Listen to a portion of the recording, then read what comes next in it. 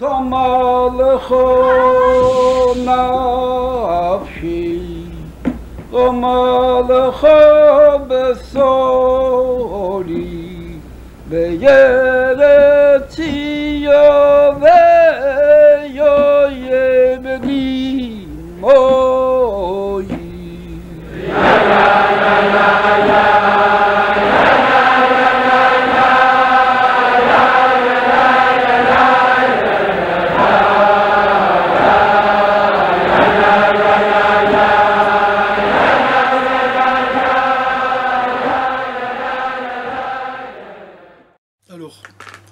Donc ce cours, ce sont les enseignements du Rabbi de Lubavitch, du Dvar Malchut sur la paracha Troukat.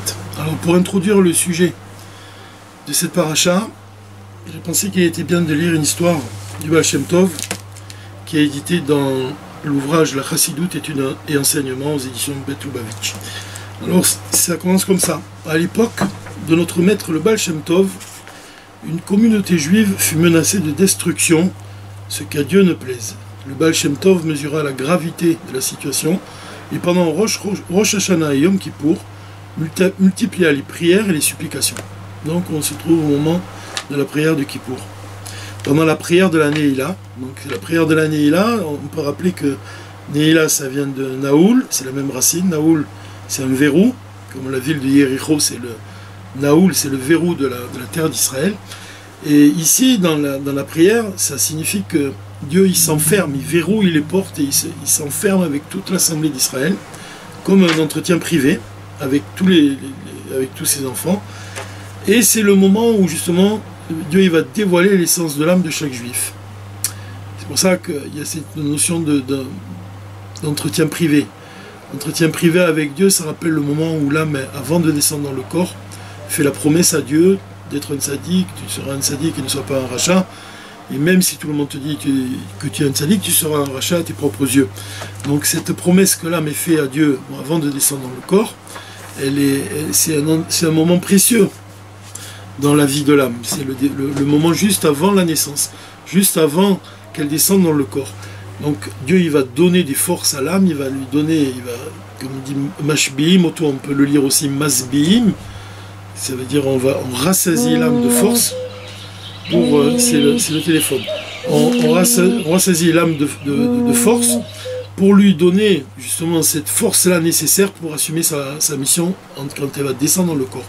Donc ce moment-là entre l'âme et Dieu, c'est un moment qui est unique. C'est le moment de la Neila. C'est le moment où Dieu il révèle ce niveau-là de l'âme, c'est le lien de l'âme le plus élevé, la partie la plus profonde de l'âme, l'essence de l'âme. Elle se révèle à ce moment-là sa force dans chaque juif, dans l'âme de chaque juif, au moment de la prière de la Neila, bien qu'elle se révèle tout le jour de Kippour, mais en particulier à ce moment-là. Et donc pendant ce moment-là, un juif il va renforcer son lien avec Dieu, il va prendre des bonnes décisions pour l'avenir, il va regretter les fautes du passé, et Dieu il lui donne toutes les forces nécessaires pour cela. Donc pendant la prière de la Neila, les saints disciples du Baal Shem Tov considéraient sa prière et y comprirent, la prière du Baal Shem Tov, et y comprirent que l'accusation portée était particulièrement grave. À leur tour, ils se concentrèrent dans leur prière et dans leurs supplications, entrecoupés de sanglots déchirants qui émanaient du fond de leur cœur.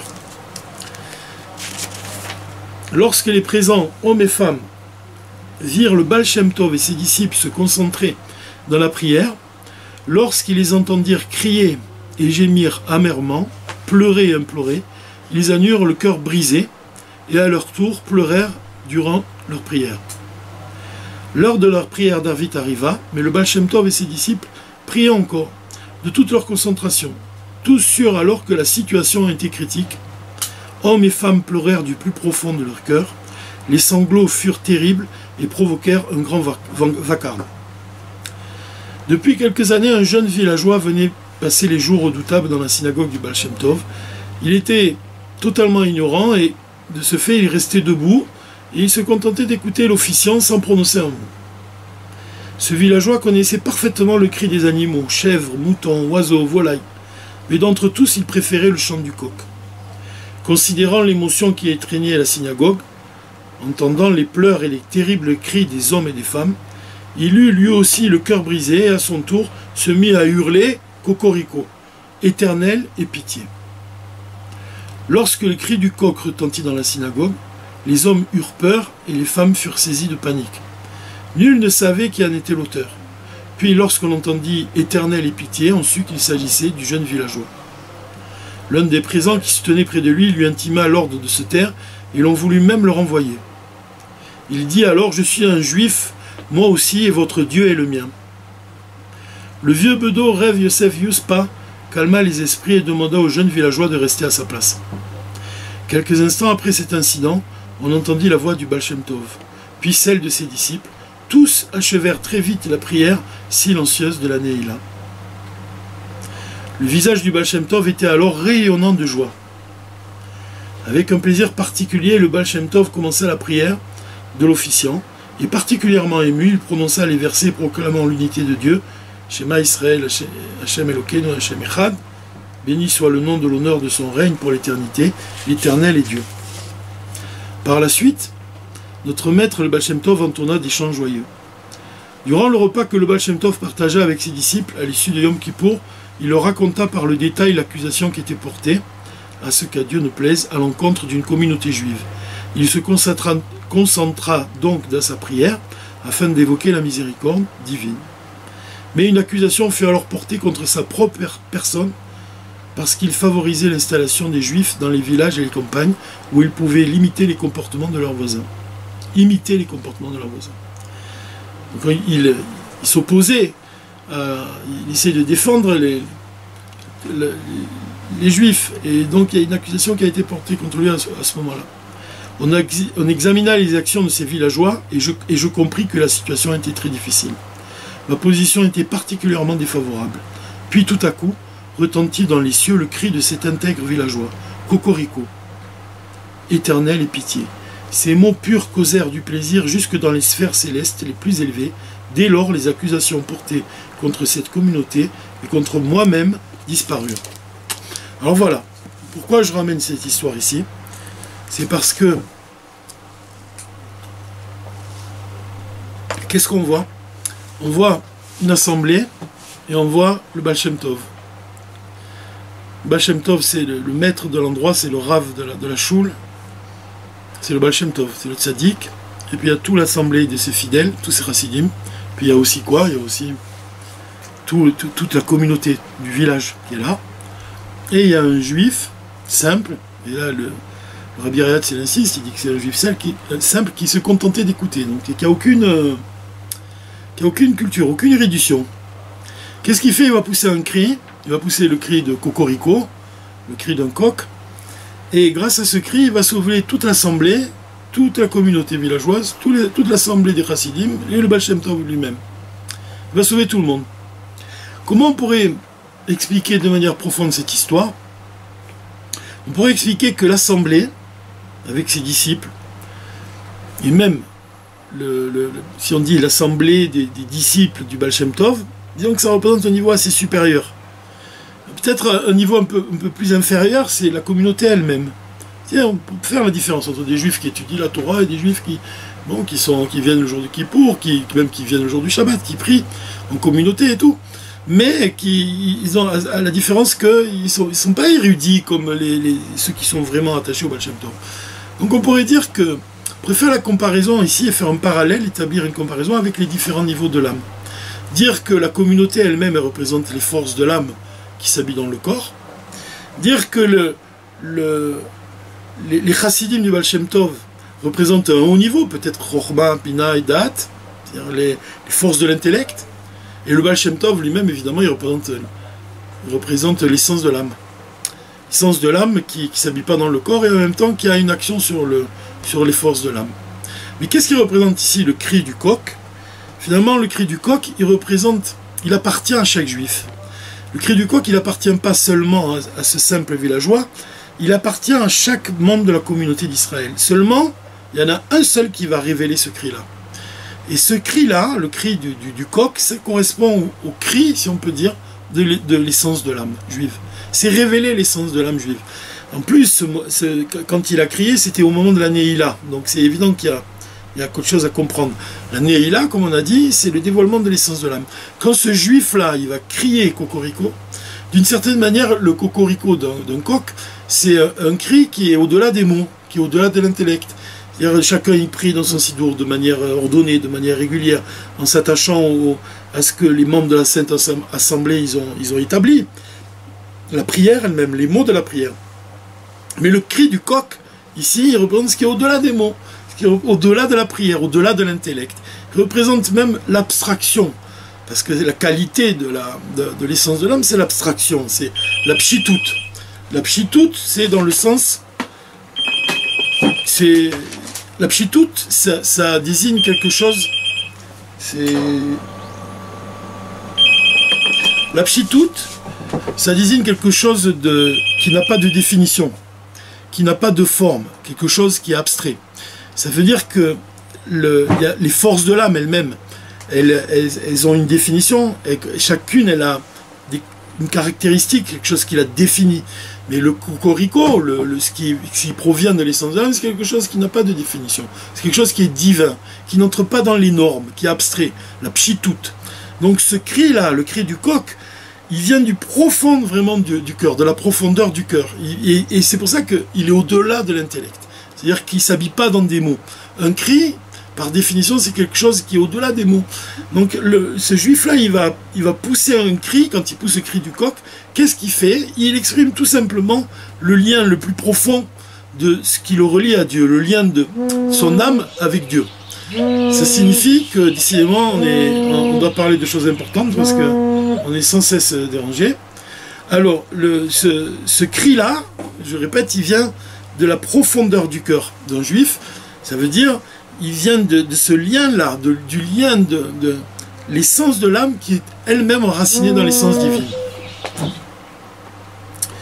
Et quand ce lien-là, il s'exprime, ici par la forme d'un cri, sous la forme d'un cri, alors il a la force d'annuler tous les décrets, et même de sauver le tzaddik, de sauver la vie du Baal Shem Tov, de sauver la vie de toute la communauté, et de sauver toute la vie de la vie elle-même, des membres de la communauté et du tzaddik lui-même. C'est ça la force de l'essence de l'âme. C'est pour ça que le rabbi il insiste toujours dans ses discours chassidiques sur l'idée de dévoiler ce cri-là. Dévoiler ce cri-là, pas seulement sous la forme d'un cri, mais le dévoiler aussi dans nos paroles, dans nos pensées, dans nos actes. Que nos actes, ils crient, vraiment, ad matai, qui crient jusqu'à quand? Jusqu'à quand? Quand dévoiler le Mashiach, que nos pensées aussi écrivent ce désir-là, et que nos paroles aussi écrivent ce désir-là. Maintenant, ce qui est le lien qu'on peut faire ici avec le Dvar Malchut, c'est celui-ci. Dans le Dvar Malchut, le rabbi il explique que le Shabbat, en plus c'est intéressant parce que au moment où le rabbi il a prononcé cette sikha du Dvar Malchut, c'était un moment, un jour, donc où il a parlé du Shabbat du 10 Tammuz. Quand le Shabbat il tombe un 10 Tammuz, alors il y a une relation qui doit être faite. Le Shabbat, c'est le 7e jour, et le 10, c'est le 10 du mois. Donc, le rabbi il vient nous expliquer que quand le Shabbat du 10, le 10 Tammuz, vraiment, c'est quand on a cette concordance-là, entre le jour du Shabbat, qui est le 7e jour, et la date du 10 Tammuz, alors il y a une idée qu'il faut vraiment retenir, parce qu'en plus, ce qui est beau ici, c'est que cette année ici, aussi, dans ce Shabbat, on sera aussi le 10 Tammuz, et donc on aura, les paroles du rabbi s'accordent aussi parfaitement dans notre cas. Alors qu'est-ce qu'il va expliquer le rabbi? Il dit comme ça que la date hébraïque, elle est composée en deux parties. La première partie, c'est le compte de la semaine, Yom Rishon, Shavua, le premier jour de la semaine, le deuxième jour de la semaine, le troisième jour de la semaine. Et la seconde partie de ce compte-là, c'est le compte des mois. Le premier du mois, le deuxième du mois, etc. Alors, le compte de la semaine, il est construit en fonction du cycle du soleil, parce qu'il est écrit Vaïerev, Vaïvoker. On dit qu'il faisait jour, il faisait nuit. C'est le compte des jours, le premier jour. Donc c'est le cycle du soleil. Quand le soleil se couche, On passe au deuxième jour de la semaine. Puis après le soleil se lève, on arrive au troisième jour. Et puis le soleil se couche, on rentre dans le quatrième jour. Donc c'est le cycle du soleil, les jours de la semaine. Alors que le compte des mois, c'est en fonction du cycle de la lune. Quelle est la différence entre les deux? C'est-à-dire le premier compte, il ne dépend pas de l'homme. Quand on parle du compte des jours, ça a été fixé par Dieu. C'est Dieu qui a créé le monde, Bereshit bara Elohim, de telle manière qu'il a créé le jour, puis la nuit, puis le jour, puis la nuit. Donc le compte des jours, il correspond, comme on l'a dit, au cycle du soleil, il est construit sur la course du soleil, mais c'est le point qui est important ici, c'est que ça dépend de Dieu, donc ça désigne la nature, ça désigne le cycle de la nature, ça désigne la perfection de la nature de ce monde qui a été établi par Dieu. Alors que le compte des mois, qui est en fonction de la lune, quand on compte les mois, tous les mois de l'année, les 12 mois de l'année, ils sont fixés par l'homme. C'est pour ça même que le mot Chodesh, ça s'apparente au mot Chidouche. Chidouche, c'est le Chidouche, c'est la naissance de la lune dans le ciel, c'est ça le Rosh Chodesh, quand la lune elle apparaît dans le ciel. Mais par qui c'est fixé Rosh Chodesh? C'est par le Bet Din.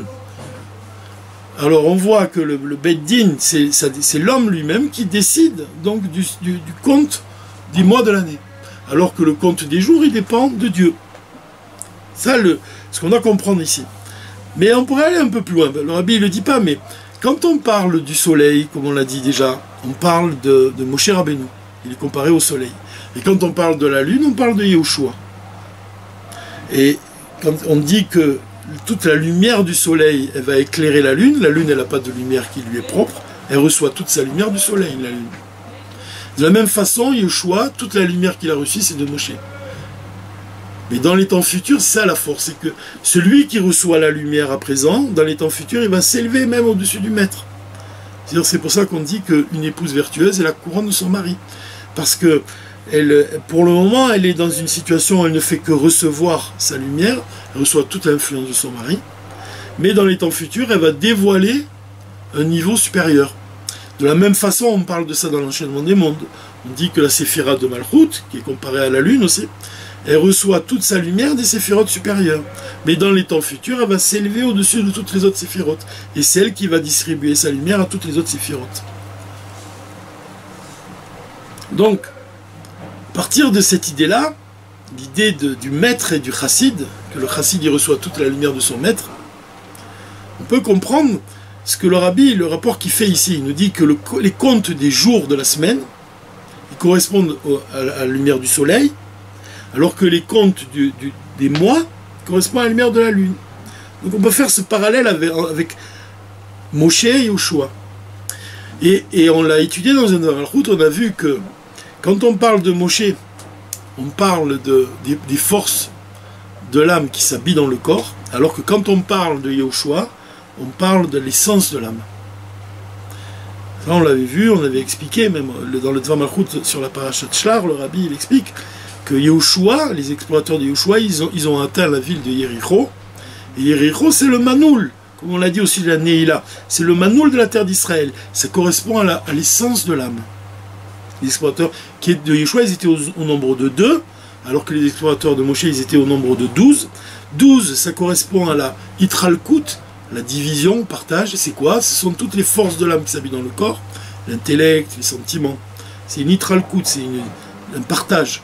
Alors que les explorateurs de Yehoshua, on a expliqué qu'ils étaient que 2, et ça désigne l'unité, la hardout. Et c'est quoi l'unité? C'est quoi la hardout? C'est la partie de l'âme qui ne s'habille pas dans le corps. C'est l'essence de l'âme qui s'unifie en Dieu. Comme il a dit Rabbi Shimon Bar Yochai, en ce lien-là, en l'essence de l'âme, je m'unifie à Dieu, et en ce lien-là, je m'enflamme. Donc c'est l'unité. Donc on a vu que Yehoshua il représente l'essence de l'âme, alors que Moshe est plus les forces de l'âme.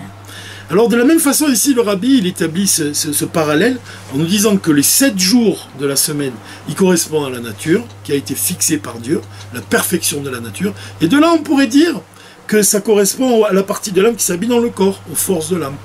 Alors que quand on parle de la lune, on parle de Rosh Chodesh, la naissance de la lune dans le ciel, le chidouche. C'est quoi le chidouche d'un juif? C'est la partie de son âme qui est enracinée dans l'essence divine, ça correspond à l'essence de l'âme.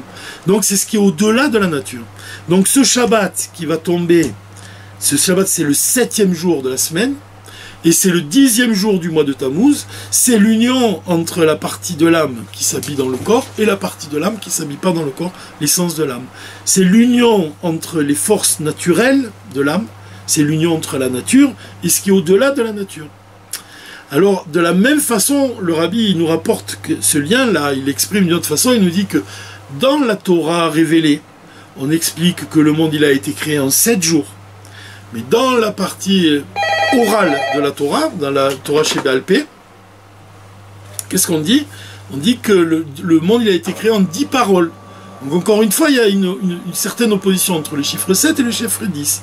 Alors le monde il a été créé en 7 jours, et chaque jour il correspond à une mida de Dieu, Chesed, la bonté, Gvura, la rigueur. Chaque jour il correspond à une qualité divine. Donc le monde il a été effectivement créé en 7 jours, donc c'est le chiffre 7. Qui est relatif avec ce qu'on a dit, avec les parties de l'âme qui s'habillent dans le corps, avec la nature, avec la logique, avec la raison. Mais aussi, la Torah Sheba'al Peh nous dit que le monde il a été créé en 10 paroles. Donc là, on fait référence à quoi? On fait référence aux 3 séphirotes qui viennent s'ajouter aux midot, aux 7 midot, à Chochma, Bina et Da'at. Donc c'est quoi? C'est le chiffre 10, il représente ce qui est au-delà du monde. Puisque la Chochma de Dieu, elle est au-delà du monde. La Torah, elle est au-delà du monde. Et quand Dieu, il a donné la Torah, alors il a donné à l'homme la possibilité d'introduire dans ce monde une lumière qui dépasse ce monde. Donc ce Shabbat-là, qui est le 7e jour de la semaine et le 10e jour du mois, il correspond à l'union entre ce qui est au-delà de ce monde et le monde lui-même. Donc on pourrait dire aussi, puisqu'on a dit c'est l'union entre Moshe et Yoshua, ça veut dire c'est quoi? C'est le lien qui unit un chassid au rabbi. C'est le lien qui unit la partie la plus élevée de l'âme avec la partie de l'âme qui s'habille dans le corps.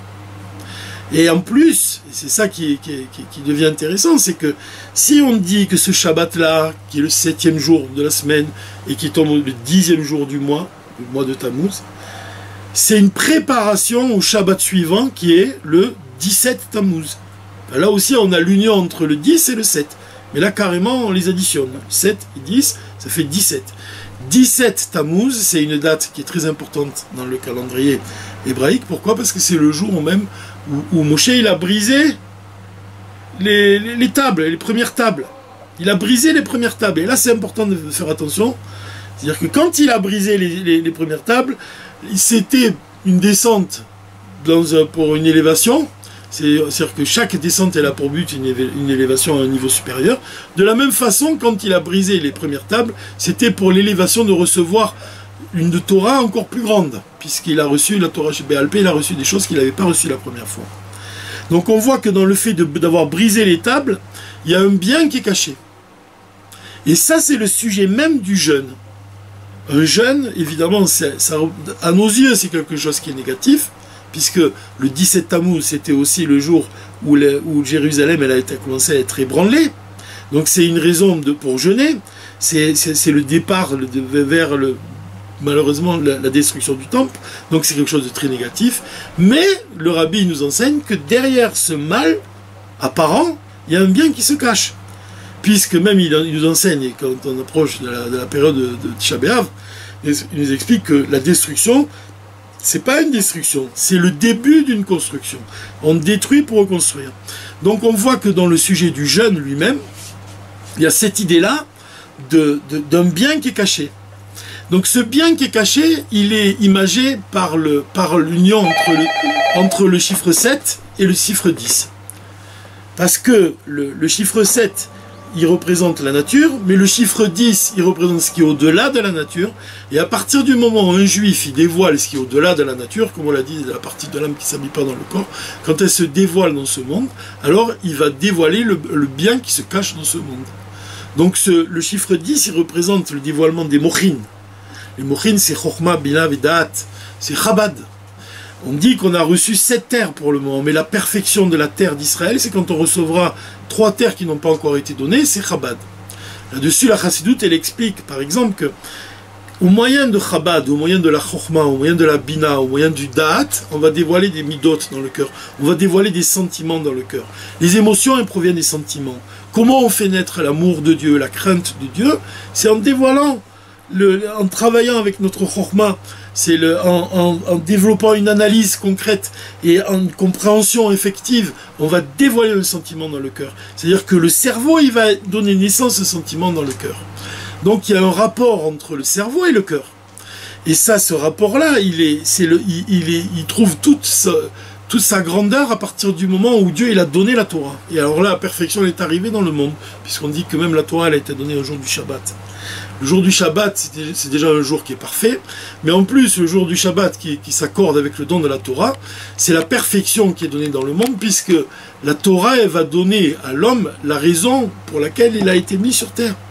Donc c'est ça la perfection, le shalom, la paix, on connaît la paix à partir du moment où on comprend la raison pour laquelle on vit.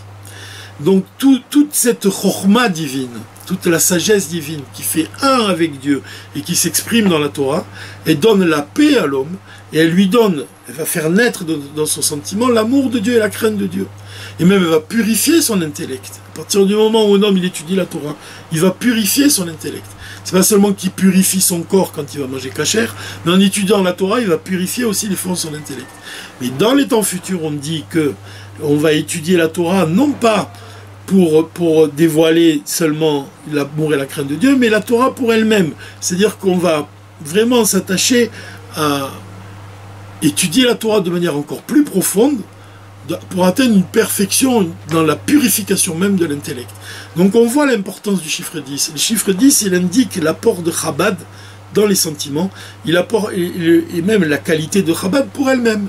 Donc le chiffre 10, on doit comprendre par là que par le don de la Torah, on parvient à dévoiler un plaisir, même en nous-mêmes, et à faire de ce monde une demeure pour Dieu. Et plus encore, ça c'est pour les choses révélées, mais pour les choses cachées, quand on étudie les choses cachées, la partie profonde de la Torah, alors on dévoile le bien qui se cache dans le monde. Comme par exemple l'idée que le 17 Tammuz, même si c'est un jour de jeûne, il cache en lui-même un bien qui a, comme on dit, la lumière qui provient de l'obscurité, elle est encore plus forte que la lumière. Donc, ce Shabbat-là, ce Shabbat qui vient de la parashat Rukat, qui vient le 7e jour de la semaine, Shabbat, et qui tombe le 10 du jour de Tammuz. Tammuz, c'est une préparation au Shabbat suivant, le 17 Tammuz. 17, c'est le chiffre qui a la valeur numérique du mot Tov, et il représente ici, le rabbi vient nous dire que c'est le bien, pas seulement le bien révélé dans ce monde, mais aussi le bien caché. Donc on doit réaliser cette union entre ce qui est au-delà du monde et le monde lui-même tous les jours de la semaine. Mais ce Shabbat-là qui vient, qui est particulier, puisqu'on a dit c'est le Shabbat du 10 Tammuz, il vient mettre l'accent là-dessus. Il vient mettre l'accent sur notre mission d'unir tout ce qui est au-delà de ce monde, dans ce monde matériel.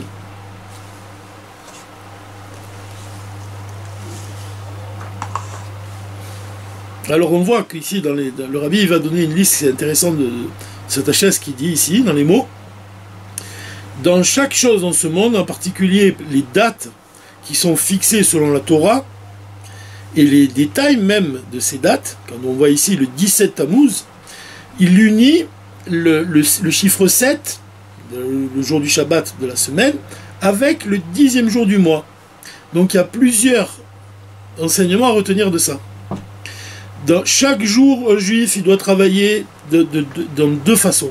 Il doit dévoiler le divin dans le monde, ça c'est le chiffre 7, et il doit aller Chadesh, il doit trouver des nouveautés, des Chidushim, et il doit dévoiler le divin qui est au-delà de ce monde, ça c'est le chiffre 10. Il nous est donné de voir cela au début de la prière, quand on dit au début de la prière, Modim, les Hachem, quand on dit Betrilat Modim, quand on dit au début la reconnaissance, la première prière qu'on dit, c'est quand on dit chez Erzarta bin Ishmati, Modani Lefanecha Melecha Vekayam, qui a rendu mon âme, ça c'est une chose naturelle, c'est le chiffre 7, nous donne notre âme de manière naturelle. Et ensuite on dit Rabba Emunatecha. la fin de la prière, on dit Rabba Mulatecha. Grande est ta confiance en nous, ton émouna en nous. C'est quoi le Rav et Mulatecha? Ça représente le dévoilement du divin Rav chez les Ma'alam Yaolam. Le mot Rav, beaucoup, il vient désigner ce qui est au-delà de ce monde. Donc au début de la prière, on parle de la nature, chiffre 7. À la fin de la prière, on introduit le sujet de ce qui est au-delà du monde. Ensuite, avant un juif, il va, qu'est-ce qu'il fait dans sa prière? Il va faire des bénédictions sur les choses naturelles. Bukach Ivrim, qui rend la vue aux aveugles. Matir Asurim, qui délivre ceux qui sont liés. Vekadome, etc. Ve'acharka, qu'est-ce qu'il dit? Noten la Torah. Il donne la Torah. Ça, c'est au départ, ce sont des choses naturelles. Ensuite, noter la Torah, ça vient désigner ce qui est au-delà de la nature, chiffre 10. Ainsi, dans le travail du service divin de chaque juif, il a Yeshlo et Avoda shel Zikur Agouf, il doit purifier son corps. Chez Zé, comme on voit, les Asot al Pi Agbalot, mais ça, sont des choses il reste dans les limites du monde. Comment on purifie le corps? Par le fait de boire, de manger. Donc c'est une action qui est liée avec ce monde matériel et qui est limité. Et ensuite, il doit aussi purifier, élever son âme. Et ça, il n'y a pas de limite pour ça. Donc encore une fois, c'est le chiffre 7 et le chiffre 10. Le chiffre 7, c'est un travail qui s'inscrit dans les limites de ce monde, et le chiffre 10 qui dépasse les limites de ce monde. Le chiffre 7, il représente le gouffre, le corps, et le chiffre 10, il représente l'âme.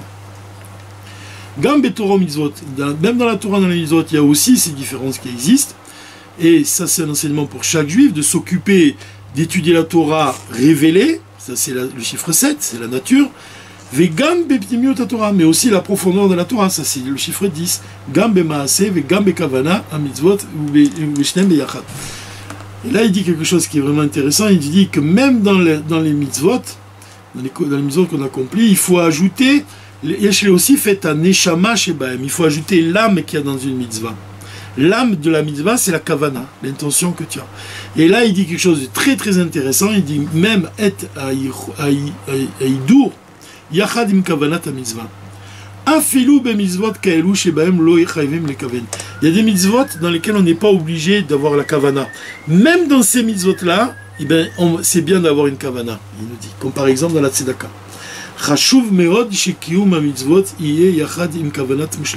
C'est très important que on accomplit aussi la mitzvah, son corps, le chiffre 7, mais aussi sa kavana, son intention, le chiffre 10. Même dans les mitzvot où il n'y a pas de...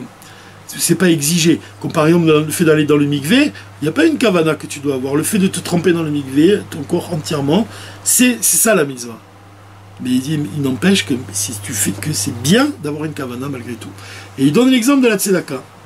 Et ça, c'est un très bel exemple. Omnam, l'homme méchané ma mekaven noten. Même si ça c'est pas grave, s'il n'a pas de kavana. Il dit, Aïkar sha'ani itparnes misé. L'essentiel, c'est que le pauvre, il va recevoir de l'argent. Il dit, même si l'essentiel, c'est que le pauvre reçoit de l'argent, la mrodzot, malgré tout, yadoua chez shlimut mitzvah. La chose est connue que la perfection de cette mitzvah de la tzedaka, c'est dafka ka'asher nitna be'meor panim, quand elle est donnée avec un visage bienveillant. C'est important de donner un visage bienveillant que dans la tzedaka. C'est écrit ça, be'or panim. Ve'lachen chashuv shebe'yachad im ha'osafa. C'est pour ça que même, c'est important que même quand on ajoute dans le montant de la tzedaka, benetinat tzedaka, le fait d'avoir donné la tzedaka comme il faut, Bepoal, concrètement, Yeshgam Osafa Beneshama, il y a aussi le fait d'ajouter dans la Neshama de la mitzvah. Ça, j'adore cette expression, c'est vraiment la Neshama de la mitzvah. Le Morazaken, il parle dans le Tanya de ça, il parle du gouf à mitzvah, c'est l'action concrète, et de Neshama à mitzvah, c'est le fait c'est l'intention que tu as quand tu copies la mitzvah. C'est pour ça qu'ils disent même c'est comme deux ailes d'un oiseau. Comment tu élèves le corps de la mitzvah, c'est le corps de l'oiseau, et les ailes de l'oiseau, c'est l'amour et la crainte de Dieu. L'amour et la crainte de Dieu qui permettent au gouffre de l'oiseau, au corps de l'oiseau de s'élever, mais l'amour et la crainte de Dieu, c'est la kavana, c'est le fait de ressentir un sentiment quand on accomplit. Et mitzvah, comme il dit le Rav Shmuel Azimov, Rav Shalom, quand il parle dans un Fabringen et qu'il dit qu'un juif, il reprend une sikha du rabbi, il dit qu'un juif c'est Esh Tamid, c'est un feu perpétuel, il doit accomplir la mitzvah de la tzedaka avec chaleur, il dit comme ça. Dire avec vraiment chaleur, chaque mitzvah doit être accomplie avec chaleur, chaque chose qu'on fait pour vraiment on doit le faire vraiment avec enflammé, de manière enflammée. On doit le faire en ressentant quelque chose de fort. C'est ça la neshama. Même on pourrait dire, mais osava et tsema neshama chez la mitzvah. On pourrait même parler de l'essence de l'âme de la mitzvah. Amaor panim, idur me mitzvah. C'est quoi l'essence de l'âme de la mitzvah de la tzedaka? C'est un visage bienveillant. Car gam benogal et tzedaka bedibour, il y a aussi la tzedaka dans la parole. C'est quoi? De donner un bon conseil à son prochain. Ou les daber alav dvarim tovim. Et quand on parle de lui, on dit des bonnes choses de lui. Ça c'est la tzedaka par le dibour, par la parole. Vechen gam benogal et tzedaka b'marshava. Et aussi même la tzedaka dans la pensée. L'archov à la chénit dvarim tovim. Le fait de penser à son ami, à penser positivement de lui. Vien chez Hashpia basé gam be'alacherim chez gam em yasukar. On doit même influencer les autres pour qu'ils agissent de cette façon. Alors là, on approche, il dit, où les krat, chag ageoula, yud bet, yud gimel tamuz. Pourquoi le rapport qu'il y a entre yud bet, yud gimel tamuz et notre Shabbat, c'est qu'ils sont très proches. Que le jour de la libération du Rabbi Rayatz, ça, il est proche de ce Shabbat du 10 Tammuz, qui, comme on l'a dit, c'est l'union entre ce qui est au-delà de la nature et ce monde lui-même. Qui mieux que le Rabbi Rayatz, il peut symboliser cette union-là?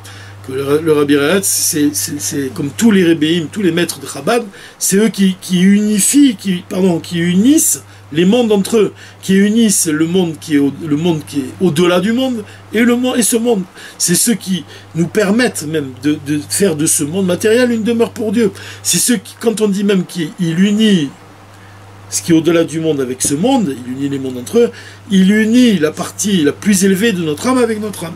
Comme on dit, le Rabbi, c'est celui le fait d'être dans les arba modes du Rabbi, autour vraiment, dans les 4 coudées du Rabbi, ça révèle l'essence de notre âme, sans même parler, sans même qu'il ait besoin de parler. Et là, c'est intéressant parce que on vient de passer Gimel Tammuz, et c'est très intéressant parce que le Dalet Tammuz, c'est le jour de la Hiloula du Rav Futerfas, qui était un très grand classique du Rabbi. C'est intéressant de voir que le lendemain du Gimel Tammuz, c'est Dalet Tammuz, on dirait que c'est la vie du chassid qui commence à naître à ce moment-là, le Rabbi Futerfas. Dalet Tammuz. Donc ce lien-là qui existe entre le chassid et le Rabbi, le lien, grâce à ce lien-là, il nous permet de révéler des forces qui sont au-delà de nous-mêmes et pour qu'elles pénètrent en nous-mêmes. C'est ça le sujet de ce Shabbat. Le sujet de ce Shabbat, 7e jour, Shabbat, 10 Tammuz, c'est d'attirer des forces qui sont au-delà de nous-mêmes afin qu'elles pénètrent en nous-mêmes, qu'elles nous éclairent. Comme j'ai entendu une fois le Rav Ofen qui disait que quand le Rabbi, dans le Mahamar Ve'atat Titzavé, il dit que qu'est-ce que ça veut dire que l'essence de l'âme elle illumine l'intellect? Il m'avait répondu, j'avais posé la question comment il ressentait cette question, il m'avait répondu, c'est à partir du moment où tu penses vrai. Tu vois, tu penses vrai. Évidemment, dans un discours je crois que c'est le Rabbi Rayatz ou même le Rabbi Rachav, il y a plusieurs ébéim, ils ont parlé du fait que dévoiler l'essence de l'âme dans l'intellect, ça signifie que tu vas appréhender des sujets que tu n'aurais pas compris. Tu vas comprendre des choses de plus élevées encore. C'est le mot Rav, comme on a dit beaucoup. Rav et Munatecha. Rabba et Munatecha, ça veut dire des choses qui sont au-delà même de toi-même. C'est sûr, ça, c'est clair. Mais aussi, il y a ce sujet de comprendre vrai. Moi, je prends toujours cet exemple pour m'imaginer cette idée-là. C'est comme si que Dieu, il est devant toi et il t'enseigne la Torah. Et il te l'explique, il te dit vraiment qu'est-ce qu'il a voulu dire là, à ce moment-là. Donc, c'est le jour du 12 et le 13 Tammuz, c'est-à-dire que les Tkonen, on doit se préparer, ou les Haroch, on doit organiser des Idvaduyot, Bekesher et Chag HaGeoula, qui sont liés avec cette fête-là, cette Geoula, cette délivrance du 12 et du 13 Tammuz. Az yechasku ish etreu, et un juif il renforcera son ami Léosif Betorah Mitzvot ou Beafatzat Amayanot pour se rajouter dans les commandements divins et dans la diffusion des sources. Maintenant, il y a un point comme maintenant on pourrait revenir à l'histoire de Baal Shem Tov, c'est-à-dire d'expliquer quel est le rapport ici avec l'histoire du Baal Shem Tov. Pourquoi on a parlé de cette histoire du Cocorico? Ce cri-là du simple villageois, c'est parce que précisément ce simple villageois, il représente l'essence de l'âme, il représente le chiffre 10. Alors que l'assemblée des fidèles, même s'ils sont très élevés, et toute la communauté même, représente le chiffre 7, la nature. À partir du moment où ils ont vu un juif qui agissait différemment, qui est au-delà de la nature, et ça le rabbi il a insisté, il a dit que la simplicité, la page toute, c'est la qualité de l'essence. Chaque juif simple, il est lié à Dieu du même lien qui unit l'âme d'un érudit à Dieu. C'est quoi? Elle est l'essence de l'âme, elle concerne chaque juif, elle est en chaque juif. Donc la pchitoute, la simplicité du villageois, elle vient montrer justement ce caractère-là de l'essence. Elle vient ce qui choque, puisqu'il a choqué, puisque même il y en a certains qui étaient prêts à le mettre dehors. Pourquoi? Parce que ça sort des habitudes, ça sort du cadre de la nature, donc ça sort du chiffre 7. Et qu'est-ce qu'il a fait le Baal Shem Tov? Il a dit non, vous trompez. Grâce à lui, grâce à ce cri-là, grâce au dévoilement de l'essence, grâce à ce qui est au-delà de l'intellect, il a pu annuler tous les décrets. Son cri à ce juif simple, il a annulé tous les décrets. Donc qu'est-ce qu'il a fait le Baal Shem Tov? Il a réconcilié la nature avec ce qui est au-delà de la nature. Non seulement de manière concrète, mais aussi aux yeux de l'Assemblée. Il les a réconciliés avec ce qui est au-delà du divin. Et ça s'accorde aussi avec cette histoire du Baal Shem Tov où on dit que même lui, il a déclaré que quand les sens de son âme se dévoilaient, il ne faisait plus attention à ce qu'il disait. Ça venait tout seul, ça se répandait tout seul. Parler. Il n'y a pas besoin de calculer. Ça veut dire quoi? Ça veut dire que c'est au-delà de l'intellect. Alors là, on pourrait finir sur un enseignement qui est très intéressant du Rambam, que le Rabbi Rayat s'y rapporte ici dans cet ouvrage, Études et enseignements de la Chassidoute. Il dit comme ça, c'est très intéressant, il nous parle de la Emouna. La Emouna, telle qu'elle est voulue par Dieu, doit être pure. Elle ne doit pas être étayée par la connaissance ou la compréhension. Donc la Emouna, la foi, c'est pas l'intellect. C'est pour cela qu'il est nécessaire dans un premier temps de fournir un intense effort intellectuel pour comprendre tout ce qui peut l'être. Voilà, c'est ça qui est intéressant, c'est ce point. C'est-à-dire que la Emouna, c'est ce qui est au-delà de la nature, c'est le chiffre 10. Mais ce qui est nécessaire, c'est de fournir un effort, dans un premier temps, un intense effort intellectuel pour comprendre tout ce qui peut être compris. C'est le chiffre 7. C'est-à-dire que pour parvenir même à avoir une émouna pure, le chiffre 10, il faut fournir un intense effort et comprendre tout ce qui peut être compris. Il faut aller à fond dans les chemins de la nature. Puis, lorsque la compréhension fait défaut, il faut faire intervenir la foi pure. Comme il dit le Rambam, la émouna commence où l'intellect s'arrête. Celui qui fournit l'intellect, permettant de comprendre tout ce qui peut l'être, et a foi en ce qu'il ne comprend pas, applique de la meilleure manière possible le précepte de la foi. Bien plus, une telle foi est pure et sincère car elle n'est aucunement mêlée à ce qui pourrait être perçu par l'intellect. C'est-à-dire que la émouna pure, c'est quand elle est véritablement de la émouna, de la foi. Mais le Rabbi Rayat ici, c'est ça la liberté, finalement, la Géoula du 12 et 13 Tammuz aussi. Rabbi Rayat ici vient nous enseigner que pour parvenir à avoir une émouna pure de quoi? Pure de l'intellect même. C'est-à-dire qui est pure, ça veut dire qu'elle est limpide, elle est ce qu'elle est vraiment sans ce qu'elle ne doit qu'à elle-même. C'est-à-dire qu'il n'y a rien qui vient de l'intellect, c'est vraiment la émouna, c'est au-delà de l'intellect. Et ce qui est beau ici, c'est pas une démission l'intellect, c'est ça qu'il nous dit. On ne doit pas démissionner de l'intellect, non. On a une mission avec l'intellect. On a une mission avec l'intellect, on a une mission avec la foi. On a une mission avec le chiffre 7 et on a une mission avec le chiffre 10. Alors quand on parvient à fournir un intense effort pour comprendre tout ce qui peut être compris, ça c'est dans un discours de l'Admor HaZaken, dans le Likutei Torah, où il explique que toute la semaine tu dois travailler. C'est quoi le travail que tu accomplis? C'est de manière profonde, c'est que tu dois travailler avec ton intellect, étudier avec ton intellect, étudier la partie révélée de la Torah, étudier la partie profonde de la Torah, pousser ton intellect dans ses limites, le pousser de manière vraiment, vraiment profonde, travailler pour comprendre, t'acharner pour comprendre l'étude de la Torah, comme il dit ici, fournir un intense effort. Mais le jour du Shabbat, si tu as travaillé en fournissant cet effort, alors tu mangeras le jour du Shabbat. C'est comme ça qu'il dit, celui qui travaille pendant la semaine, il mange le jour du Shabbat. C'est quoi le fait de manger le jour du Shabbat? C'est quoi le pain du Shabbat que tu manges? C'est le pain de la Emouna. Celui-là, tu le reçois en cadeau. Celui-là, il vient de l'essence de l'âme juive. Mais comment tu es parvenu à obtenir, à manger ce pain de la Emouna? Comme il dit le rabbi Mefarnes Be'emouna. Il te donne à manger du pain de la Emouna.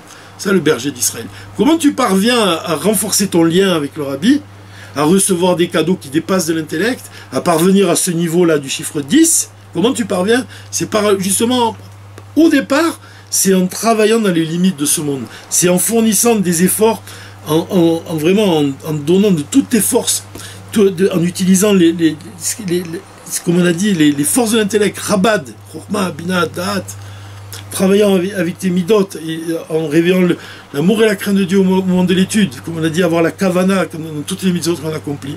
Donc quand on travaille dans les limites de ce monde, alors on parvient ensuite au chiffre 10.